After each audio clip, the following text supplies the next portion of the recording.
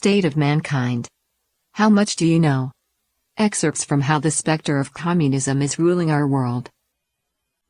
53. The Communist Origins of Islamic Extremism. The terrorist attacks of September 11, 2001, heralded a major shift in world affairs. Osama bin Laden and his al-Qaeda took front-page news as the threat of Islamic extremism gained prominence. For the vast majority of people around the world, 9/11 came as a shock and a tragedy. But in China, under the CCP's censorship, reactions were quite different. From internet forums and chat rooms to university cafeterias, large numbers of people rooted for the terrorists, with comments such as "good job" and "we strongly support the acts of justice against the United States." According to a survey of 91,701 people on NetEase, a major Chinese website, only 17.8% of respondents expressed strong opposition to the terrorist attacks, while a majority of people chose opposition to the United States or the best is yet to come in regard to the catastrophe. The Chinese who cheered the terrorist attacks had never met bin Laden and his ilk, but the roots of their toxic thinking were the same. The Chinese have been poisoned by communist propaganda and communist party culture since childhood. Logically, however, one would wonder what connection this could possibly have with bin Laden, who had fought against the Soviet Union in Afghanistan. The ideological source of bin Laden's Islamic extremism can be traced back to Sayyid Qutb, the Egyptian pioneer of Islamic terrorism, a man who could be described as the Marx of Islamic jihad and who is often referred to as the godfather of modern jihad.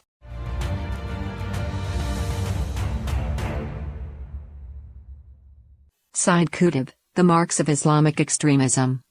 William McCants, counterterrorism expert and former researcher at the Combating Terrorism Center at West Point, has observed that Islamic extremists often refer to Qutb's teachings when explaining their motivations, and that many of them regard themselves as his successors. Ayman al-Zawahiri, the leader of al-Qaeda following the death of bin Laden, regarded Qutb's thought as being the spark to ignite the fire of jihadi extremism.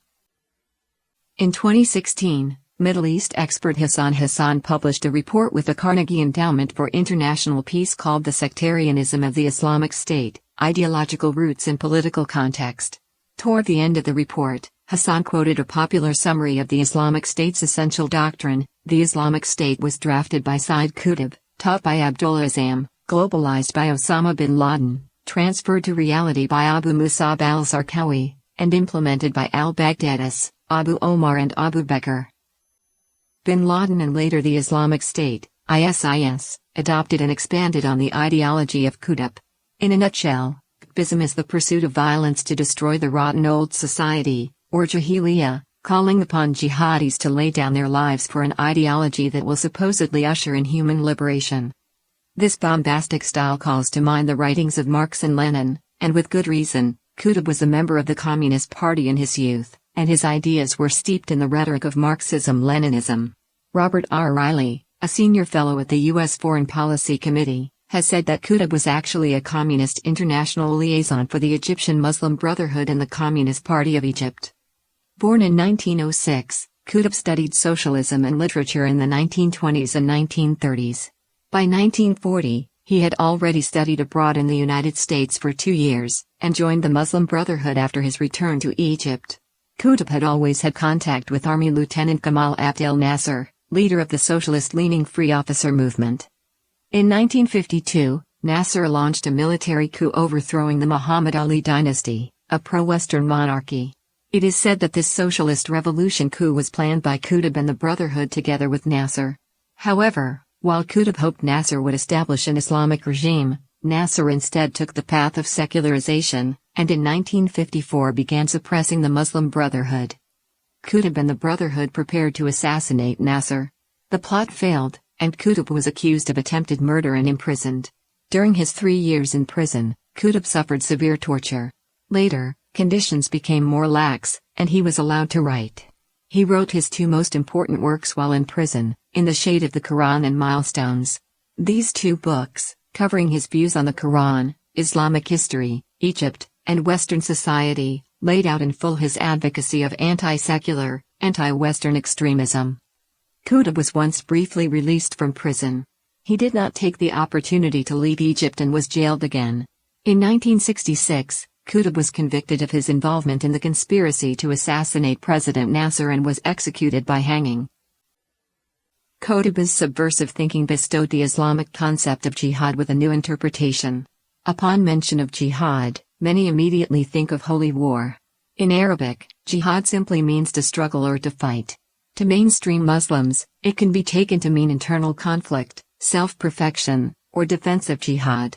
Qutb extended this definition to include proactive and unbridled use of violence in the holy war of jihad and laid out its theoretical foundations. Qutb took pride in walking up to the gallows and becoming a religious martyr.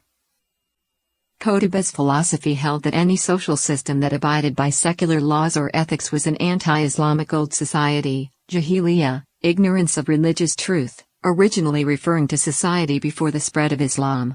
Even a society that claimed itself Muslim could still be jahiliyyah. Qutb considered the Egyptian social system in which he lived to be one in which jahiliyyah was dominant, and therefore it had to be overthrown. According to Qutb, jahiliyyah was the greatest obstruction for both Muslims and non-Muslims, preventing them from fulfillment of Islamic values and law. He claimed that the old society had been forced on people and in the process, robbed them of their freedom. These enslaved people, analogous to the working class and Marxism, had the right to wage jihad to overthrow the oppression of jahiliyyah. Qutb advocated jihad as the means of liberation for all mankind, Muslim as well as non-Muslim. When Qutb's books became public, many Islamic leaders thought Qutb had gone too far and regarded his ideas as heresy. Qutb further borrowed the Marxist concept of false consciousness, which refers to the ordinary masses' acceptance of the ruler's ideals and culture. This consciousness thus prevents them from perceiving their own oppression or overthrowing capitalism in favor of socialism. For Qutb, those living under jahiliyyah don't realize they are slaves, which is why they do not engage in jihad to emancipate themselves. What is to be done? As Lenin put it in his pamphlet by that name. Qutb had the same question, so he looked to Lenin for a solution.